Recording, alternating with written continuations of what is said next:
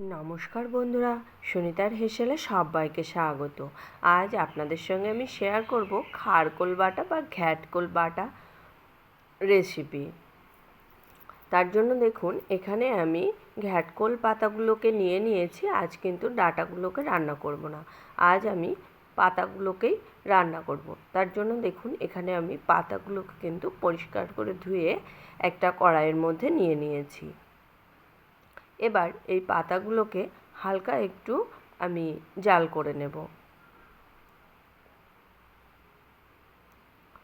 দেখুন, পাতাগুলো কিন্তু অনেকটাই কমে এসেছে, আর এর মধ্যে কিন্তু আমি এক্সট্রা করে কোনো জল ব্যবহার করিনি। পাতাগুলো ধোয়ার পরে যে জলটা ছিল সেই জলেই কিন্তু পাতাগুলোকে আমি একটু ভাপিয়ে নিয়েছি। পাতাগুলো অনেকটাই কমে এসেছে। এবার এর মধ্যে আমি দিয়ে দেব স্বাদ অনুযায়ী একটু কাঁচা লঙ্কা, আর দিয়ে দেবো 4 থেকে 5 কোয়া মতো একটু রসুন দিয়ে দিয়েছি, আর দিয়েছি এখানে 1 চামচ কালো জিরে।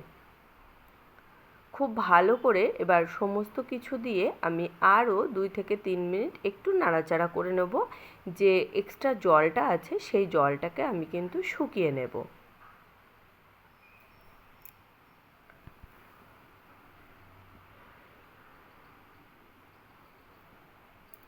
দেখুন, এখানে কিন্তু ঘ্যাটকোল পাতাগুলো হয়ে গেছে। এক্সট্রা যে জলটা ছিল সেই জলটা কিন্তু শুকিয়ে গেছে, আর পাতাগুলোও কিন্তু অনেকটাই কমে গেছে। এবার এই পর্যায়ে আমি পাতাগুলোকে নামিয়ে একটা শিলের উপরে নিয়ে নিয়েছি। দেখুন, আমি আজ পাতাগুলোকে কিন্তু শিলেই বেটে নেব। আপনারা চাইলে কিন্তু মিক্সিতেও দিতে পারেন, তবে শিলে বাটলে খুব ভালো হয়, কোনো রকম কোনো জলের প্রয়োজন হয় না। আমি শিলনোড়াতে কিন্তু ঘ্যাটকোল পাতাটা খুব ভালো করে বেটে নিয়েছি। এবার কড়াইতে দিয়ে দিয়েছি পরিমাণ মতো সর্ষের তেল। তেল দেওয়ার পরেই এর মধ্যে আমি বেটে রাখা ঘ্যাটকোলের পাতাগুলোকে দিয়ে দিয়েছি। এখন কিন্তু তেলটা খুব বেশি মনে হলেও পাতাগুলো যখন মিশে যাবে তখন কিন্তু তেলটা ঠিক হয়ে যাবে। এখানে আমি 2 চামচ পরিমাণেই তেলটা ব্যবহার করেছি। খুব ভালো করে কিন্তু মিশিয়ে নিয়েছি। মিশিয়ে নেওয়ার পরেই এখানে দিয়ে দেব আমি স্বাদ অনুযায়ী একটু লবণ, আর দিয়ে দেব সামান্য একটু হলুদ গুঁড়ো। খুব বেশি হলুদ দেব না, যেহেতু এই সবুজ রঙটা আমি ধরে রাখবো সেই কারণে সামান্য একটু হলুদ ব্যবহার করেছি। আর এইভাবে কিন্তু ঘ্যাটকোল পাতা বাটা করলে এই ঘ্যাটকোল পাতার যে সবুজ রঙটা সেটা কিন্তু খুব ভালো হয়। আর এখানে কিন্তু আমি একটুও ঢাকা দেব না। ঢাকা দিলে কি হবে, ঘ্যাটকোল পাতার রঙটা কিন্তু নষ্ট হয়ে যাবে। যখন পাতাগুলো ভাপিয়ে নেবেন তখনও কিন্তু ঢাকা দেবেন না। ঢাকা দিলে পাতার রঙটা কিন্তু ফ্যাকাশে হয়ে যাবে, এরকম সবুজ বর্ণের হবে না।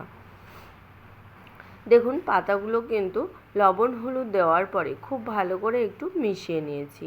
এবার এইভাবে আমি নাড়াচাড়া করতে করতে পাতাটাকে কিন্তু রান্না করে নেব, একবারে শুকিয়ে নেব।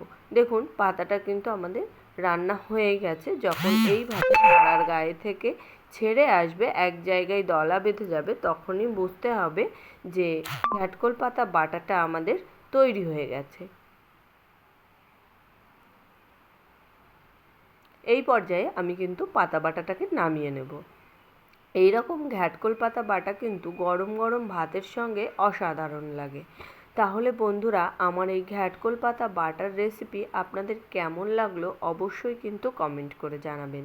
যদি ভালো লেগে থাকে তাহলে একটা লাইক করবেন, আর সাবস্ক্রাইব করে পাশে থাকার অনুরোধ রইল।